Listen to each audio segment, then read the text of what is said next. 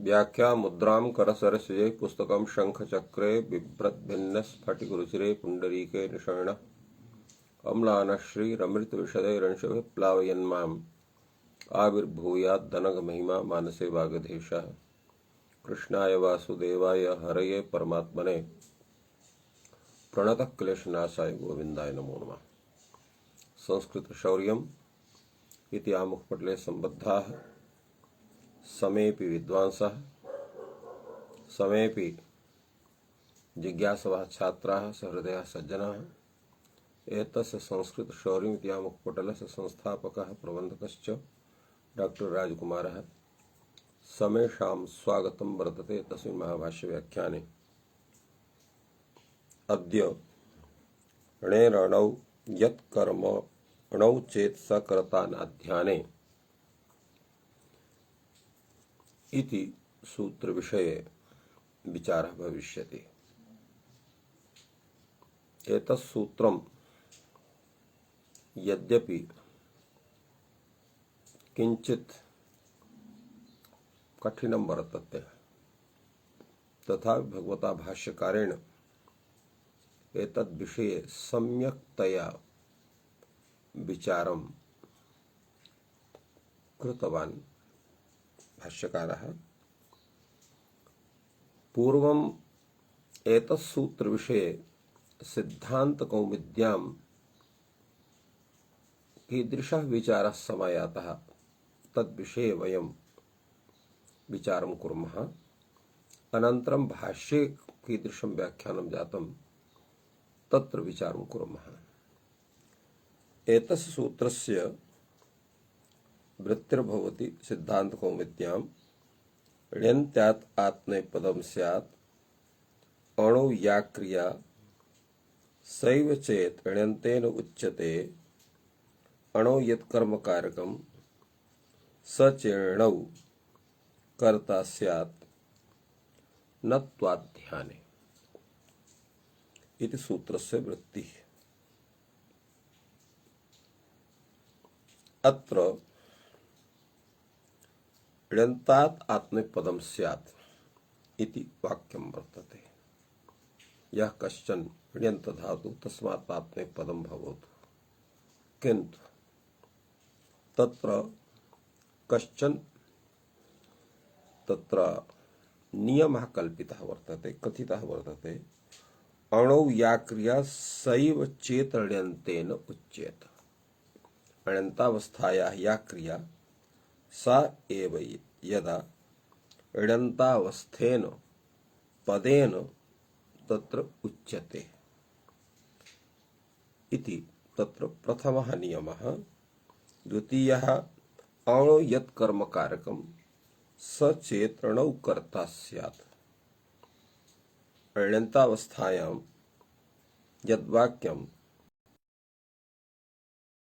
यद्वाक्यं तस्मिन् वाक्ये यत् कर्मकारकं वर्तते स चेत् णौ अर्थात् ण्यन्तावस्थायां कर्ता स्यात् अर्थात् कर्तृत्वेन विवक्षितः स्यात्।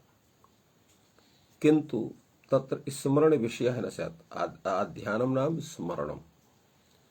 कथं भूत स्मरणं? तो तत् स्मरणं तत्र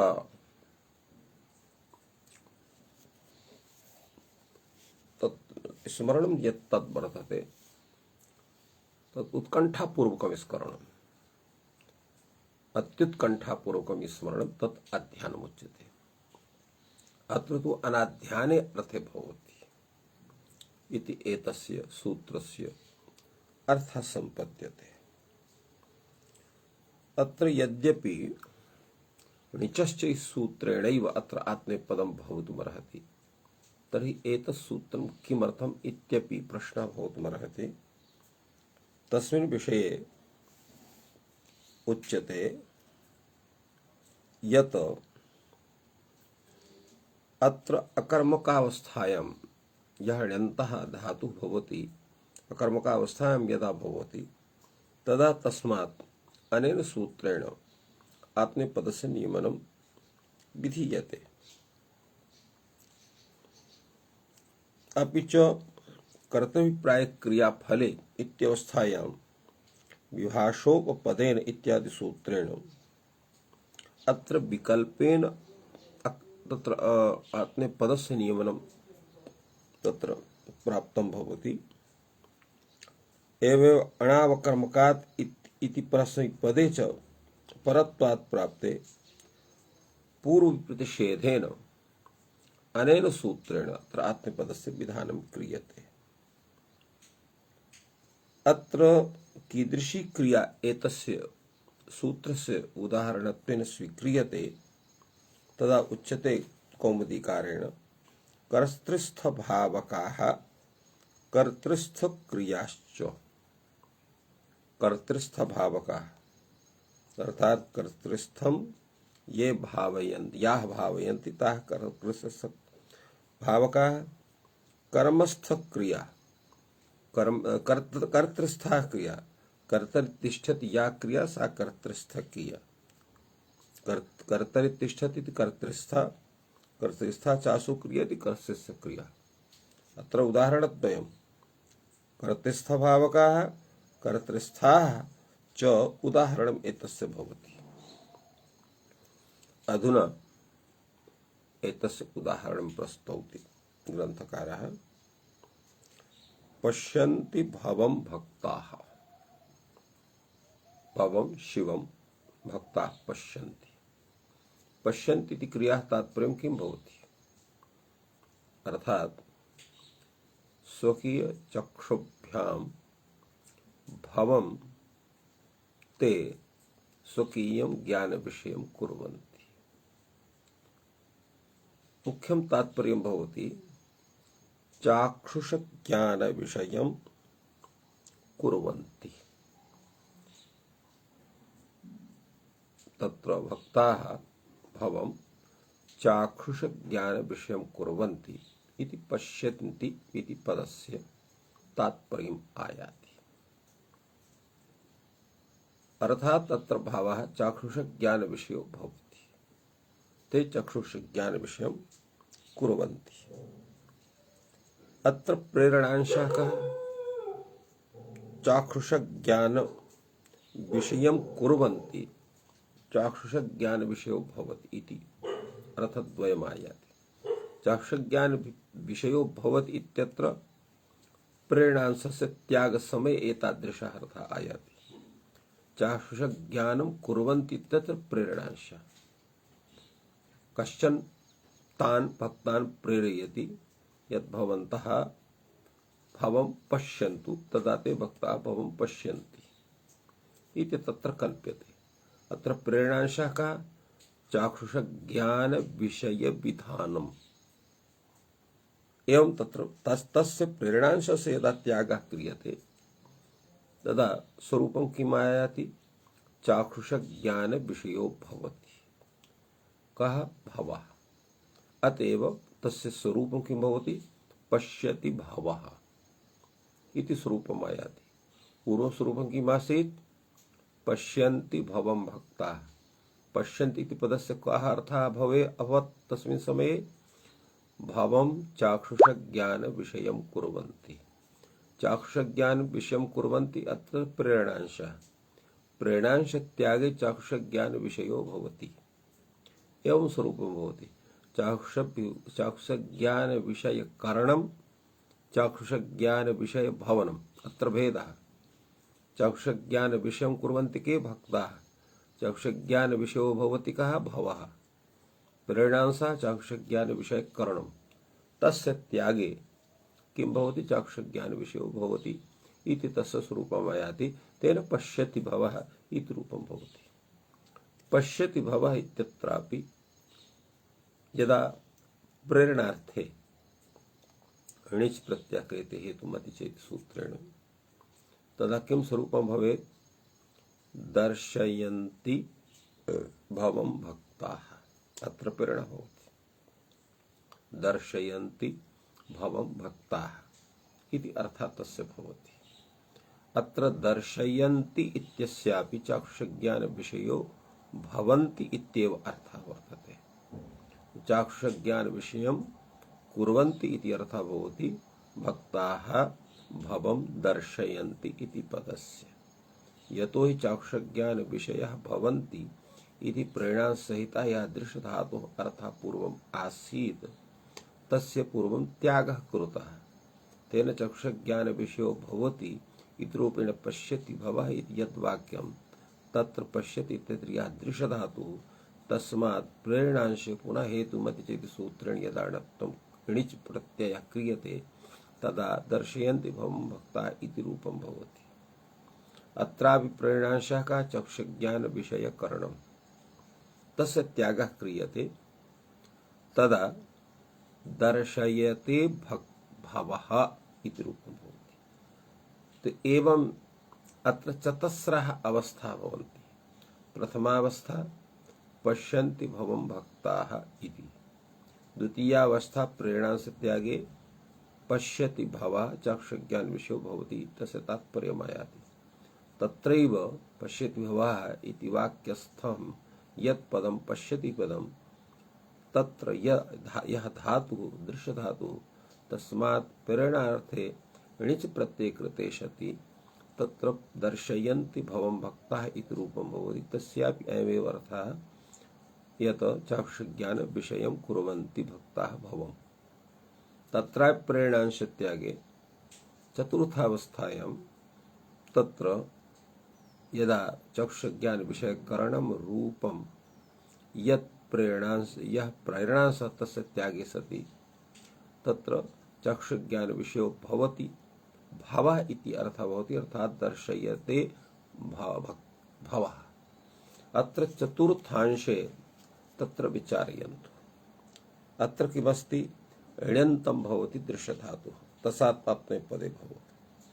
अत्र किमस्ति अणौ या क्रिया अण्यन्तावस्थायां या क्रिया का क्रिया दर्शन क्रिया कथं भूता चक्षुज्ञान विषयो भवति इत्येव रूपा या क्रिया सा एव क्रिया अधुना दर्शयते भक्ताः इत्यत्र दृश्यधातुः उच्यते।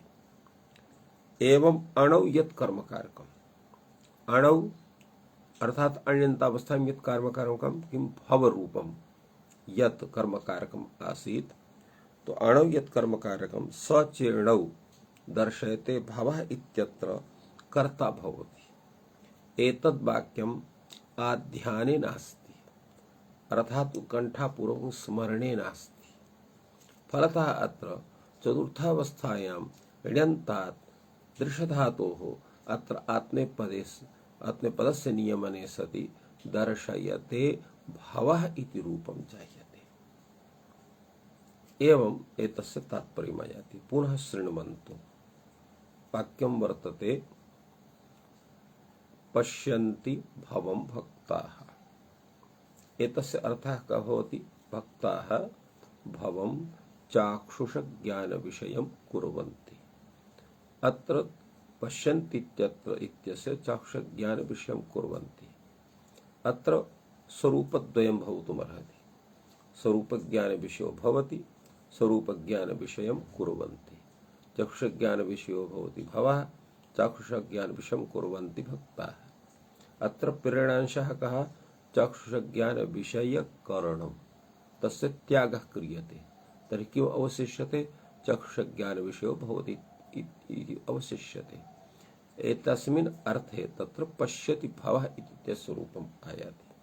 अत्र अनन्तावस्थायां रूपद्वयं पश्यन्ति भवं भक्ताः इति पश्यति भवः इति रूपम्।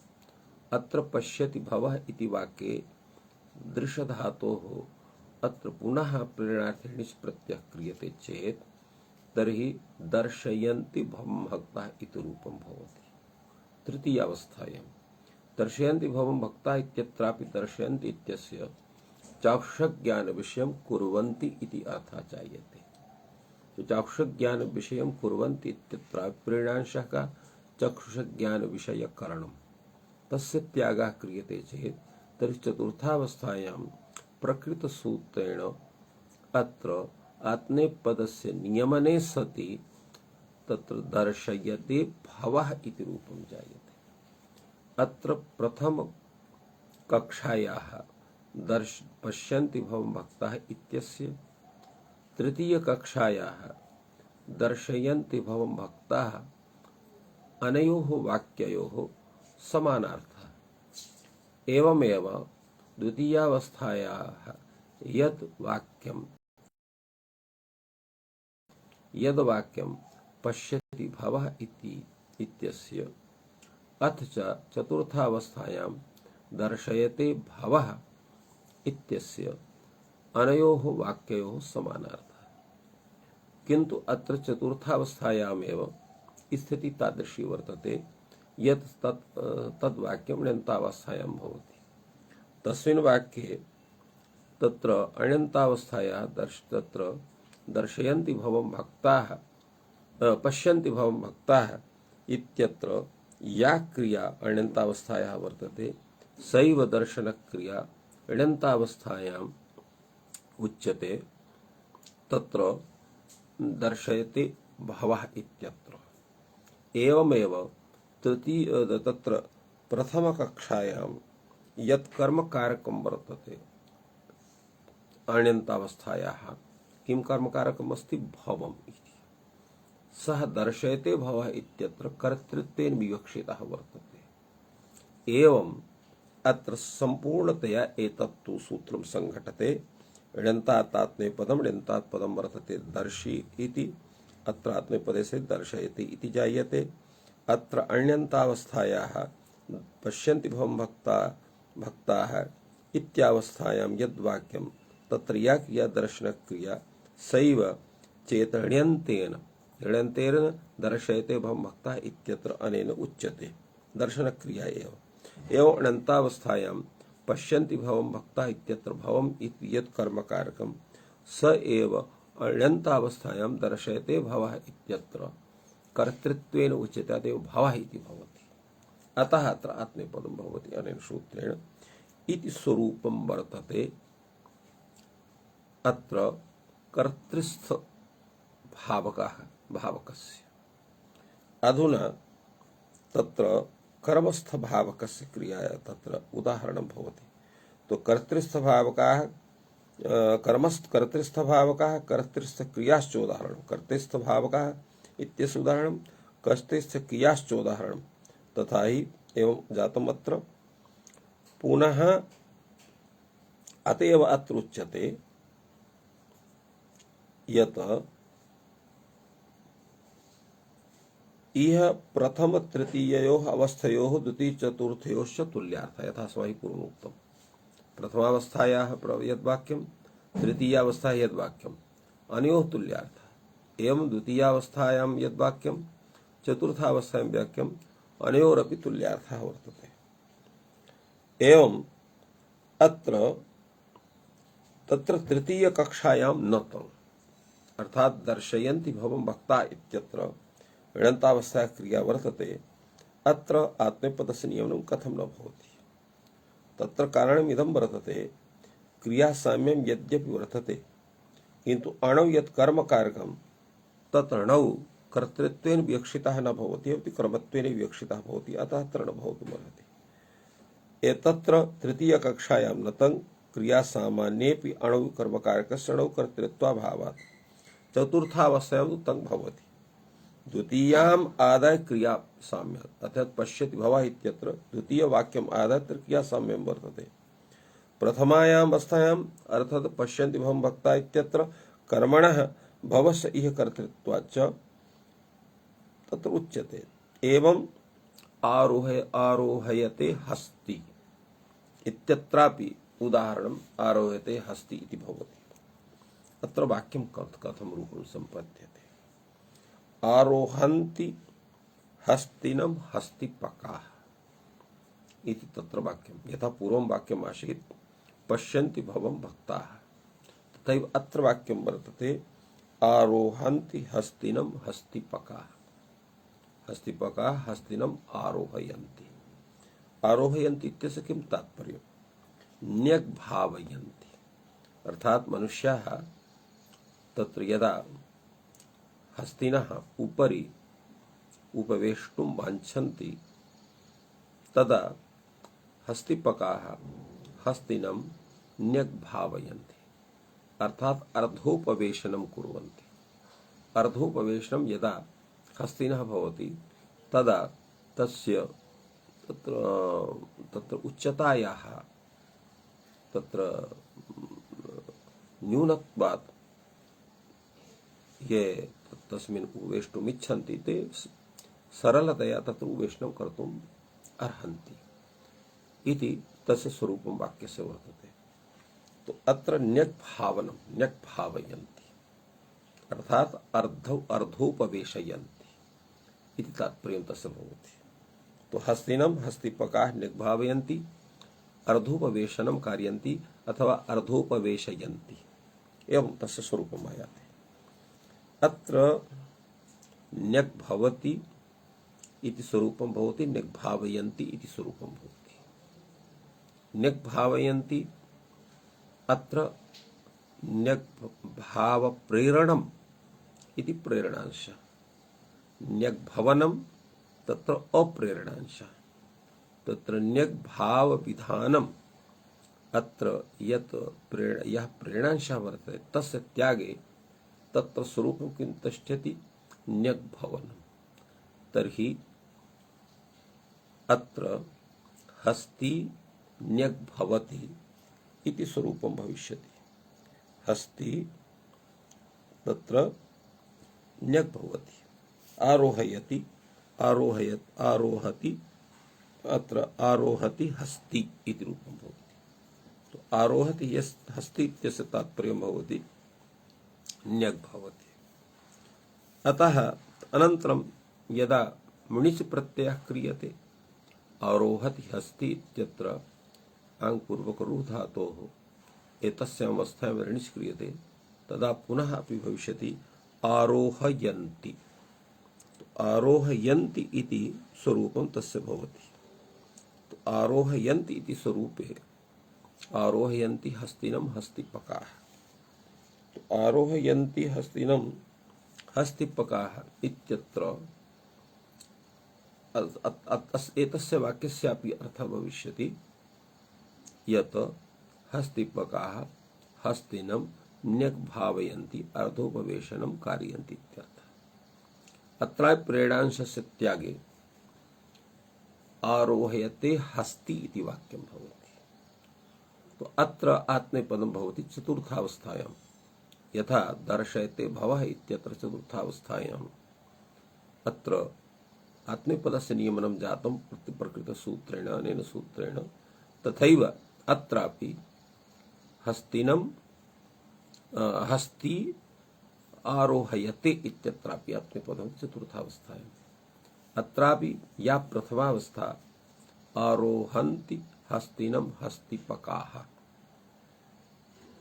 अत्रापि यत् एतस्य प्रथमावस्थायाः वाक्यस्य यः अर्थः स एव तृतीयावस्थायाः आरोहयन्ति न आरोहयन्ति हस्तिनं हस्तिपकाः इत्यस्यापि स एव अर्थः। एवं द्वितीयावस्थायाः आरोहति हस्ति इति वाक्यस्य यः अर्थः स एव अर्थः आरोहयते हस्ति इति वाक्यस्य वर्तते। अत्र प्रथमावस्थायाः आरोहति हस्ति इति वाक्यस्य या क्रिया आरोहण क्रिया सा एव क्रिया अत्र उच्यते आरोहयते हस्ति इत्यत्र वाक्येन। एवमेव प्रथमावस्थायाः यः कर्ता यः कर्म वर्तते यत् कर्म वर्तते हस्तिनम् इति तदेव कर्म अत्र कर्ता वर्तते हस्ति इति। एवं अत्र एतत् सूत्रं सम्यक्तया संघटते। अतः चतुर्थावस्थायां या आरोहण क्रिया तस्य वाचकः यः आङ्पूर्वकरुः धातुः तस्मात् णिचि कृते सति तत्र आत्मनेपदस्य विधाने सति अत्र आरोहयते हस्ति इति रूपं जायते। इत्थम् अत्रापि प्रथमावस्थायाः तृतीयावस्थायाः च वाक्ययोः तुल्यता वर्तते, अर्थतुल्यता वर्तते। एवं द्वितीयावस्थायाः यद् वाक्यं चतुर्थावस्थायाः यद् वाक्यम् अन्योरपि तुल्यार्थता वर्तते इति सिद्धान्तः। एवमेव सर्वत्र इत्थम् विचारः कर्तुं शक्यते यत्र एतस्य स्वरूपस्य स्वरूपं भवति। अत्र किञ्चित् अधिकमपि विचारितं वर्तते। अत्र पुनः अत्र वर्तते यद्वा पश्यन्ति आरोहन्ति इति प्रथमकक्षा प्राग्वत् ततः कर्मणः एव हेतुत्वारोपात् दर्शयति भावः आरोहयति हस्ति इत्यपि रूपं भवितुमर्हति। पश्यतः आरोहतश्च प्रेरयति ततो णिज्भ्यां तत्प्रकृतिभ्यां च उपात्तयोः द्वयोरपि प्रेषणयोः त्यागे दर्शयते आरोहते इत्यपि उदाहरणं भवति। अर्थात् तस्य प्राक् भवति। अस्मिन् पक्षे द्वितीय कक्षायाः नतं समानक्रियात्वात् णिजर्थाधिक्यात् एवं अत्र द्वितीयावस्थायामेव तत्र भवति। एवं अत्रापि विचारितं वर्तते। अनध्याने इत्यस्य किं तात्पर्यं? तत्र स्मरति वनगुलमं कोकिलः, अर्थात् कोकिलः वनगुलमं सोत्कण्ठतया स्मरति इति कृत्वा अत्र अनाध्यानस्य अर्थसत्वात् अत्र एतत् सूत्रं न प्रवर्तते इति विचारः सिद्धान्तकौमुद्याम् आगतः, यस्य सामान्येन कथनम् अनेन जनेन विहितम्। अस्तु तावत्। एतस्मिन् महाभाष्यग्रन्थे कीदृशः विचारः समागतः तस्मिन् विषये किञ्चित् उच्यते। अत्र वार्तिकं भवति णेरात्नेपदविधाने अण्यन्तस्य कर्मणः तत्रोपलब्धिः इति एतद् वाक्यं वर्तते।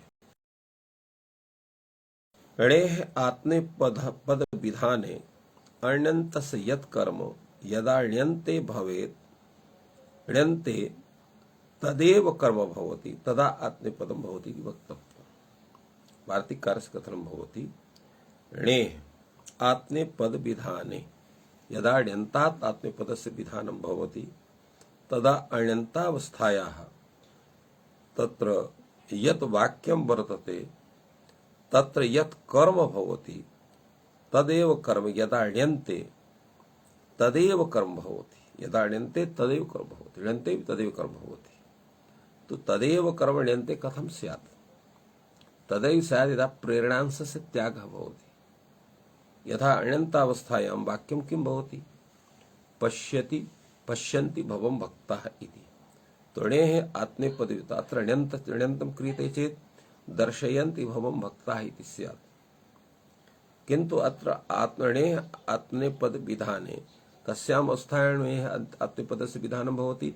यदा पश्यन्ति भवं भक्ताः इत्यत्र प्रेरणांशस्य त्यागे सति चक्षुषज्ञानविषयो भवति इत्यर्थे यदा तत्र णिच् क्रियते तदा दर्शयन्ति भवं भक्ताः इति रूपं स्यात्। तो णेः आत्मनेपद अत्रापि आत्मनेपदस्य विधानं भवितुमर्हति। तत्रापि प्रेरणांशत्यागे सति तत्र यदा तस्य चक्षुषज्ञानविषयो इत्यर्थः भवति तस्याम् अवस्थायां ण्यन्तात् दर्शि इति धातोः अत्र आत्मनेपदस्य नियमनं भवति। कदा? अण्यन्तस्य यत् कर्म अण्यन्तस्य पश्यन्ति भवं भक्ताः इत्यावस्थायां यत् कर्म भवम् इति रूपं तत्कर्म यदा ण्यन्ते तदेव कर्म भवति। तो दर्शयन्ति भवं भक्ताः इत्यत्र तत्कर्म भवति तदा आत्मनेपदम् इति वक्तव्यं। तस्मिन् समये आत्मनेपदं वक्तव्यम्। अर्थात् तस्मिन् समये यदा प्रेरणांशत्यागे सति अण्यन्तावस्था भवति तदा आत्मनेपदं भवति इति वक्तव्यम् इति एतस्य तात्पर्यं यथा भवन्तः पूर्वम् एतत् सर्वम् अस्माभिः तत्र श्रुतवन्तः सन्ति। इतरथा हि सर्वप्रसङ्गः इति द्वितीयं वाक्यं वर्तते वार्तिककारस्य। एतस्य व्याख्यानं भगवान् भाष्यकारः कथयति इतरथा हि सर्वत्र प्रसङ्गः स्यात्। अत्र एवं क्रियते यत्र कुत्रापि एवं स्वरूपं वर्तते यत् अण्येः आत्मनेपदविधाने अण्यन्तः कर्म तत्कर्म ण्यन्तावस्थायां चेत् भवति तदात्मनेपदं भवति। इत्थं स्थितिः सर्वत्र भवति इतरथा ही सर्वत्र प्रसंगः स्यात्। इहाय प्रसज्येत्। हस्तिनम् आरोहन्ति हस्तिनम् हस्तिपकाः। आरोहयमाणः हस्तिः स्थलम् आरोहयति मनुष्यान्। किं तात्पर्यम् एतस्य वाक्यस्य? तावदुच्यते। आरोहयमाणः हस्तिः स्थलम् आरोहयति मनुष्यान्। यः हस्तिः स्वकीय पृष्ठे मनुष्यान् आरोहयितुं प्रवृत्तः मनुष्यान् स्थलम् आरोहयति। स्थलं नाम किम्? स्थलम् इत्यस्य तात्पर्यं भवति यत् तस्य पृष्ठे जनानाम् उपवेशनाय काष्ठनिर्मितं तत् उपवेशनं भवति, आसनं भवति। तदेव अत्र स्थलपदेन उच्यते। एतस्य विषये नागेशः कथयति स्थलशब्देन च गजपृष्ठस्थं काष्ठमयम् उपवेशनस्थानम् उच्यते। तो काष्ठमयम् गजपृष्ठस्थं काष्ठमयम् उपवेशनस्थानम् स्थलम् इति स्थलस्य तात्पर्यम्। तो तत्र अत्रापि प्रसज्येत्। अत्रापि प्रेरणांशत्यागे अत्र स्थलम् आरोहयति। अत्र अस्य वाक्यं यथा पूर्वम् अस्माभिः कृतम् आसीत् यत् हस्तिपकाः हस्तिनम् आरोहयन्ति अर्थात् न्यग्भावयन्ति। तदा न्यग्भावांशस्य न्यग्भावकरणं रूपं यः प्रेरणांशः तस्य त्यागे सति हस्ति न्यग्भवति इत्यर्थः भवति। तदनन्तरं हस्ति न्यग्भवति इत्यवस्थायाम् अर्थात् आरोहति हस्ति इति रूपं भवति। तत्र तस्मात् आङ्पूर्वक रुः धातोः यदा णिच् प्रत्ययः क्रियते तदा आरोहयन्ति हस्तिनः हस्तिनं हस्तिपकाः इति रूपं भवति। तत्र प्रेरणांशत्यागे यत् आरोहयते हस्ति इति चतुर्थावस्थायां प्रकृतिसूत्रेण णिच् प्रत्यये कृते सति आरोहयते हस्ति इति रूपं भवति अर्थात् हस्ति न्यग् भवति। तस्यावस्थायाम् अत्र आत्मनेपदम् भवति। तस्यैव सूचना अनेन ग्रन्थेन भगवान् भाष्यकारः दर्शयति। पश्यन्तु तावत् एतस्य भाष्यस्य प्रदीप ग्रन्थं प्रदीपकारः किं कथयति तावत् विचारयामः। एकस्मिन् वाक्ये कर्मान्तरनिवृत्तिः अलभ्य इति णेः। एकस्मिन् वाक्ये कर्मान्तरनिवृत्तिः अन्यस्य कर्मणः निवृत्तिः अलभ्य न प्राप्तुम् अर्हति। अतएव तत्र णि इति कथितं वर्तते। णेरिति वाक्यार्वार्तिकारम्भः। णेरिति वाक्यारम्भ तत्र णेरात्मनेपद विधाने अण्यन्त्यस्य कर्मणः तत्रोपलब्धिः इति वाक्यस्य अत्र कथनं वर्तते। वार्तिकारम्भः एकवाक्यतायां ह्ययमर्थः। यदा एकवाक्यता भवति वार्तिकस्य सूत्रेण सह तदा कीदृशः अर्थः सूत्रस्य निष्पद्यते तस्यैव स्वरूपम् अत्र दर्शयति न तत्र कैयटः। ण्यन्तात् आत्मनेपदं भवति। अणन्तावस्थायां यत् कर्म ण्यन्तावस्थायां यदा सा कर्ता भवति आध्यानात् अन्यत्र इति भवति च कर्मांतर सद्भावेपि अणौ कर्म णौ कर्ता। तात्पर्यं किम् एतस्य? ण्यन्तात् आत्मनेपदं भवति। ण्यन्तः या धातु तस्मात् आत्मनेपदं भवति। कदा? अणन्तावस्थायां यत् कर्म ण्यन्तावस्थायां यदि सा कर्ता भवति। अण्यन्तावस्थायां यत् कर्म वर्तते तत्र ण्यन्तावस्थायां यदा कर्ता भवति। अध्यानात् अतिरिक्त आध्यानात् अतिरिक्त अर्थात उत्कंठापूर्वक स्मरणात् अन्यत्र भवति च कर्मांतर सद्भावेपि अणौ कर्म णौ कर्ता। तो अत्र अण्यन्तावस्थायां यत् कर्म दर्शय तत्र अण्यन्तावस्थायां यत् कर्म पश्यन्ति भवं भक्ताः आरोहन्ति हस्तिनं हस्तिपकाः इत्यत्र यत् कर्म हस्तिनम् इति रूपं पूर्वस्मिन् वाक्ये यत् कर्म वर्तते भवम् इति रूपं तस्य ण्यन्तावस्थायां दर्शयते भवः आरोहयते हस्ति इत्यत्र कर्ता भवति। एवं तत्र आत्मनेपदम् अनेन सूत्रेण भवति इति सम्यक्तया प्रतिपादितं कैयटेन अत्र पूर्वरीत्यै। अत्र किञ्चित् भाष्यकारस्य यः ग्रन्थः तस्य विषये वक्ति नागेशः, तस्यापि नागेशभट्टस्यापि किञ्चित् कथनम् अत्र यद्वर्तते तत् अत्र कथयामः। पूर्वम् अत्र कर्म विषये किञ्चित् विवेचनं वर्तते। कर्तरिकर्म तत्र एवमस्ति, एकस्मिन् वाक्ये कर्मान्तर निवृत्तिर्लभ्या। तत्र अग्रे अत्र विचारः भवति,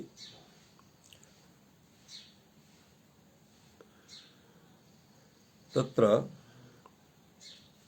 उच्यते यत्तु एतद् वार्तिकस्थं वार्तिकस्थ कर्मपदानि क्रियापरत्वेन व्याचक्षते। अत्र कर्मशब्दः, अत्र कर्मशब्दस्य आवृत्तिः क्रियते। तत्र एकः कर्मशब्दः कर्मवाचकः, अपरः कर्मशब्दः तत्र क्रियावाचकः भवति। अतएव तत्र सिद्धान्तकौमुद्यां यत् अण्यन्तावस्थाया या क्रिया सा चेण्यन्तेन उच्यते एवं रूपेण तत्र कथितमासीत्। अतएव सिद्धान्तकौमुदीकारः अर्थात् भट्टोजीदीक्षितः तत्र कर्मशब्दस्य आवृत्तिं विधाय एकः कर्मशब्दः क्रियायाः बोधकः, एकश्च कर्मणः बोधकः एवं रूपेण विचार्य तादृशः तस्य सूत्रस्य अर्थः तैः प्रदर्शितः वर्तते। अतएव तस्य व्याख्यानं क्रियते। कर्मविधि अत्र क्रियापरत्वेन व्याचक्षते तन्न कर्तरिकर्म विचारि सूत्रीये क्रियाग्रहणं कर्तव्यम् इति सूत्रकारं शिक्षयतः वार्तिकारस्य कर्मशब्दः क्रियापरः इत्यर्थज्ञानेन तद् वाक्यस्थ कर्मपदानां क्रियापरत्वेन व्याख्यानस्य अत्यन्तम् अनौचित्यात् अर्थात् तस्य खण्डनं करोति अत्र। एवञ्च सूत्राक्षरैः तदर्थसाधनप्रभाष्यस्थ कर्मपदानामपि व्याख्यानम् अयुक्तमेव। अर्थात् अत्र कर्तरिकर्मव्यतिहारित्यत्र कर्मव्यतिहारित्यकर्मशब्दस्य यथा क्रियापरत्वेन व्याख्यानम् अनुचितं वर्तते तथैव अत्रापि कर्मपदेन क्रियारूपस्य अर्थस्य ग्रहणस्य अत्र अनौचित्यं प्रतिपादयति। अर्थात् तात्पर्यं किमस्ति अत्र अण्यन्तावस्थाया या क्रिया सैव चेदण्यन्तेन उच्यते एतस्य कथनस्य तत्र आवश्यकता नास्ति। केवलम् अनेनैव अर्थेन तत्र साम्यं भवितुमर्हति यत् अण्यन्तावस्थायाः यत् कर्म तत् तत्र अण्यन्तावस्थायां कर्तृत्वेन विवक्षितं स्यात्, अनेनैव भवितुमर्हति। फलतः अत्र न कश्चन दोषः। तथापि एतादृशः विचारः अत्र प्रदर्शितः अत्र अयं विचार्यते। अग्रे च भाष्यग्रन्थं व्याचक्षाणः नागेशः कथयति अत्र आरोहयन्ति हस्तिनम् इति। आरोहयन्ति हस्तिनं हस्तिपकाः, आरोहयमाणो हस्ति इत्यत्र स्थलम् आरोहयति मनुष्यान् इति तत्र वाक्यं वर्तते। मनुष्याः हस्तिनम् आरोहन्ति इति अण्यन्तावस्थायाः यत् स्थलम् इति चातिरिक्तं कर्म इति वर्तते। अत्र कर्मद्वयम्, स्थलम् इति हस्तिनम् इति। स्थलम् इति यत् कर्म तत् आक्षिप्तं वर्तते, हस्तिनम् इति यत् कर्म तत् तत्र उच्चरितं वर्तते। एवं अत्र कथयति अत्र कर्मद्वयम्, अत्र हस्तिनम् आरोहन्ति इति अण्यन्तावस्था, स्थलमिति चातिरिक्तं कर्म इति भावः। सौकर्यातिशय प्रतिपादनाय प्रेरणावृद्धिवत् तत्प्रतिपादनायैव स्थलनिष्ठन्यग्भवन रूपफलांश वृद्ध्या द्विकर्मकत्वकरणम् अत्रैव भवति। एवं च न्यग्भवन आरोहणोभयानुकूल व्यापारः धात्वर्थः अत्र वर्तते। स्थलं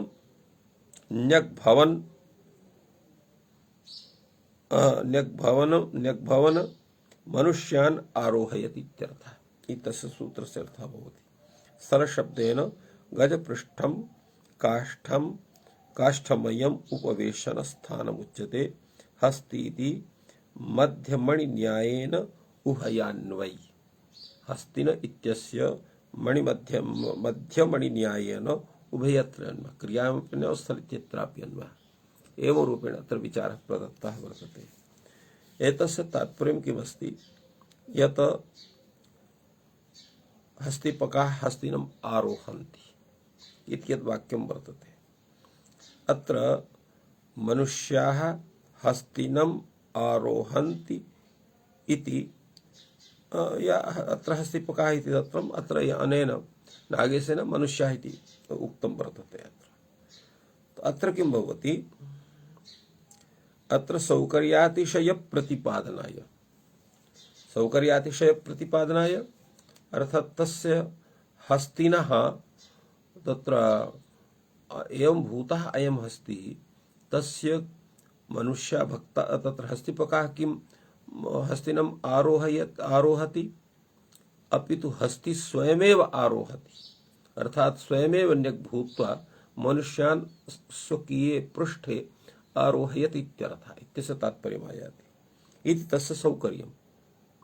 यथा क्वचित् तत्र वृषभाः दृश्यन्ते, ते शकटे स्वयमेव शकटस्य यत् युगः भवति युगे स्वकीयमेव तत्र स्कन्धं ते प्रयच्छन्ति।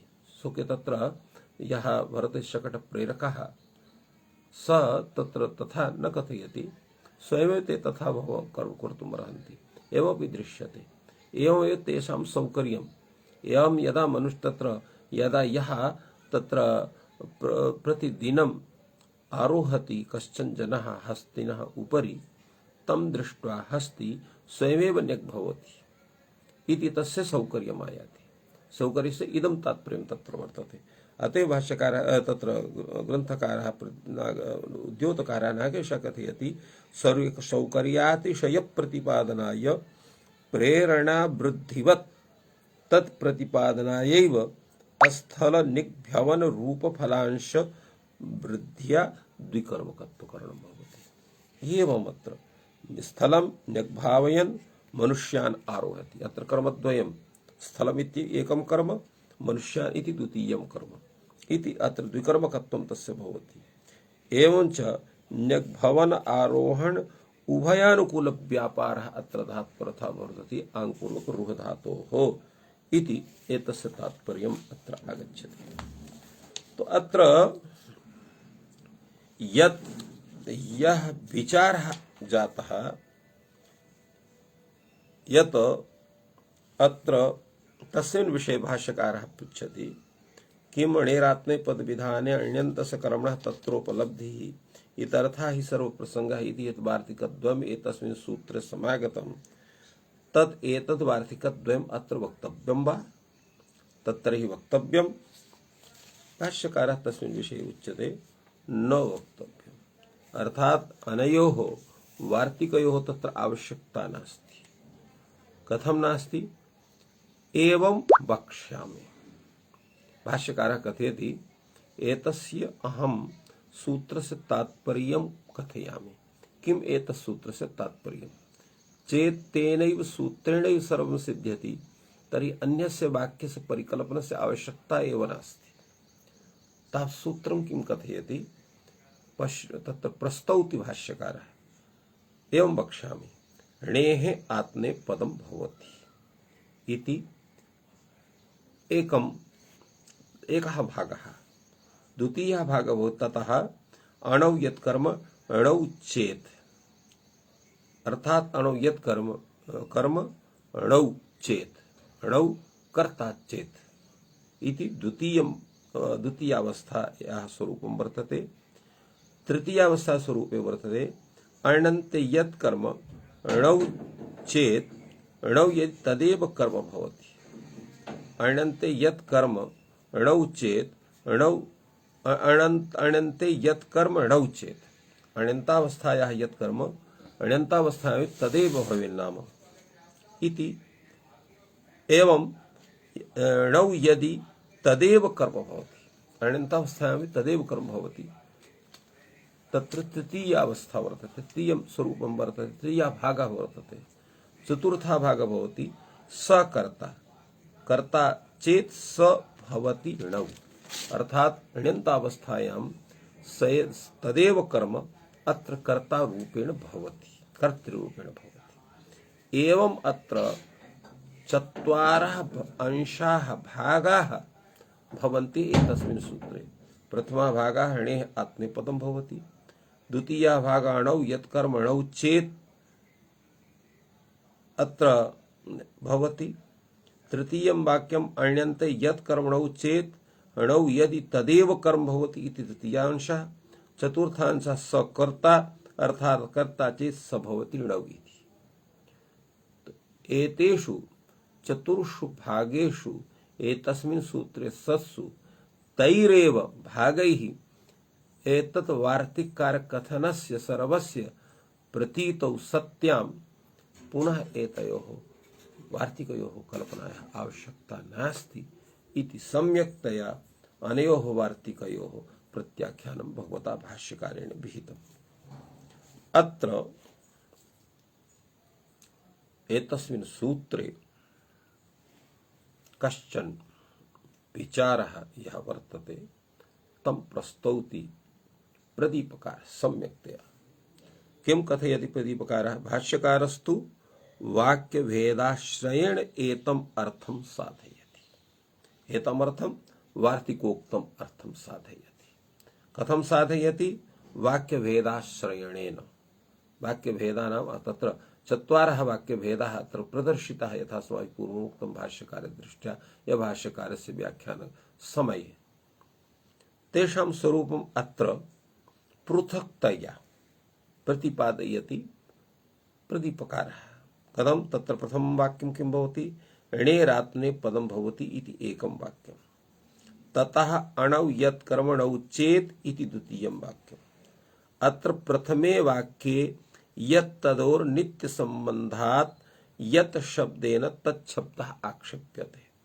यद्यपि तत्र यत् शब्दः पूर्वं वर्तते अन्यत्र नास्ति अतः यत् शब्दस्य प्रयोगेण तत्र तत् शब्दस्य आक्षेपः स्वयमेव भवति कथं यत् तदोः नित्य संबंधात् यत् तदोः यत्र यत् शब्दस्य प्रयोगः तत्र तत् शब्दस्य प्रयोगः भवति यद्देश्यते तद् वर्तते एवं रूपेण यत् तदोः तत्र नित्य संबंधः वर्तते यदृश्यते तद् वर्तते यः तत्र अस्माकं चाक्षुषज्ञान विषयो भवति तस्य सत्तापि भवति सत्तायाम् असत्यां तस्य दर्शनं न भवितुमर्हेत् एवं रूपेण तद् यत् तदोः नित्य संबंधः वर्तते अस्तु तावत् तत्र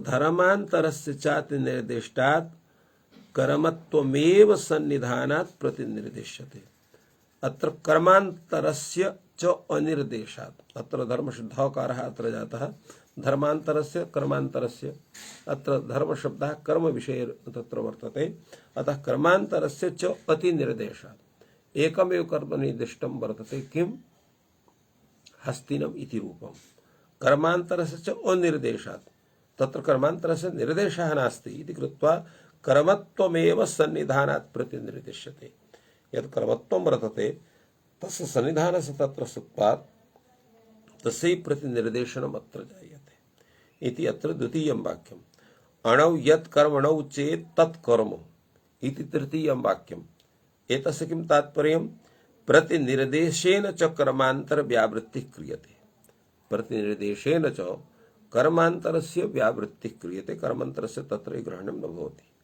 न तु अणौ कर्मणः अणौ कर्मत्व सद्भावः एवं नास्ति अणौ यत् कर्म भवति तत्र अणौ कर्म सद्भावः भवति एवं नास्ति कर्म सद्भावः प्रतिपाद्यते एवं नास्ति सकर्तेति वाक्यान्तरे चतुर्थं वाक्यं भवति सकर्ता कर्ता चेत् स भवति णौ इति यत् भाष्ये वर्तते तस्य व्याख्यानं विदधाति सकर्तेति वाक्यांतरेण तस्य कर्तृत्व प्रतिपादनात्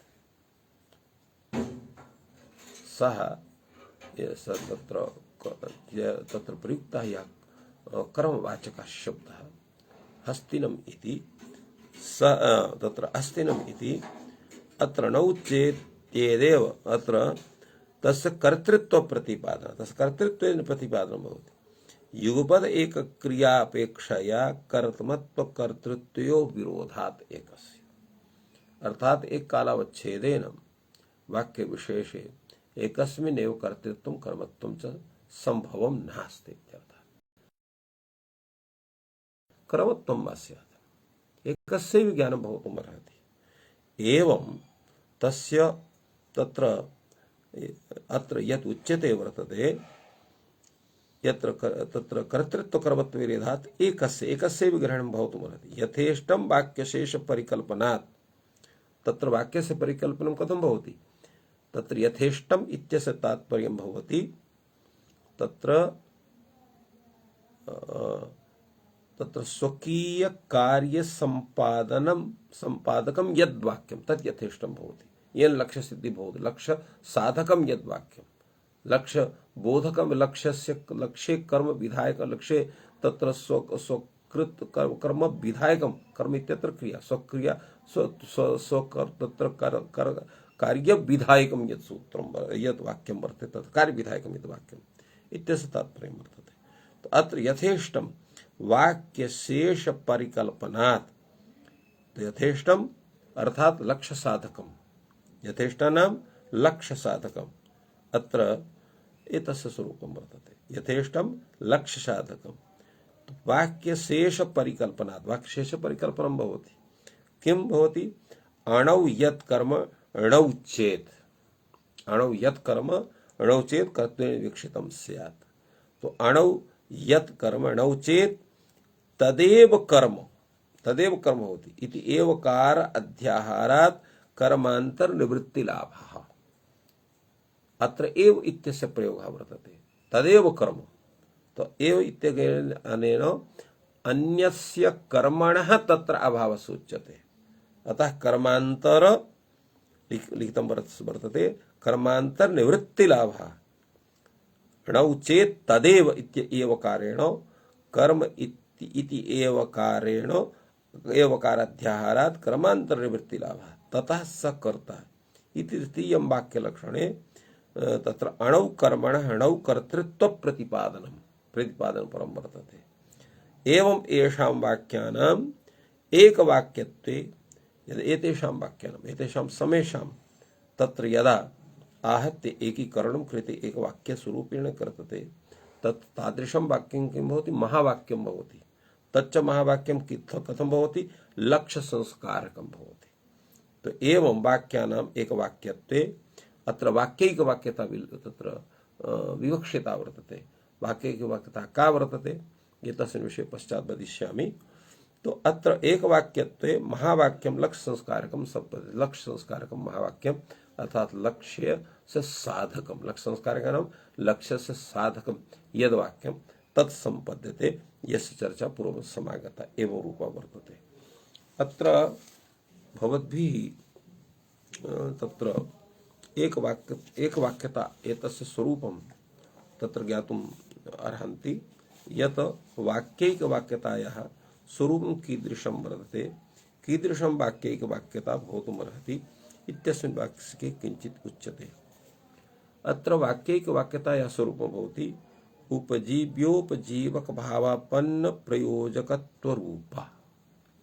अर्थात उपजीव्योपजीवक भावापन्न प्रयोजकत्वं वाक्यैकवाक्यत्वं यत्र एकं वाक्यम् उपजीव्यं भवति एकं च उपजीवकम् अत्र उपजीवयतीति उपजीव्यम्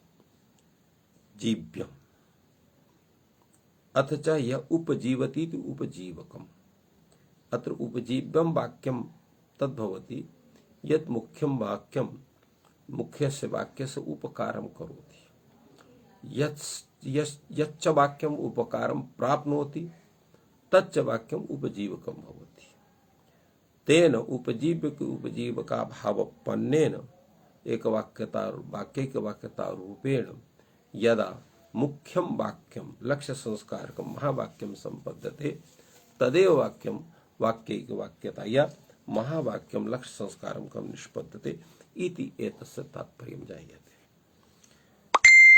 एवं एतस्मिन् विषये अत्र विचारः सञ्जातः।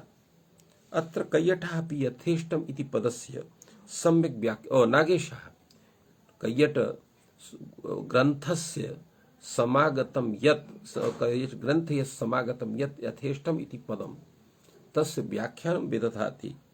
अत्र नागेशभट्टः यथेष्टं बहुलक्ष्य संस्कारकत्वानुरोधेन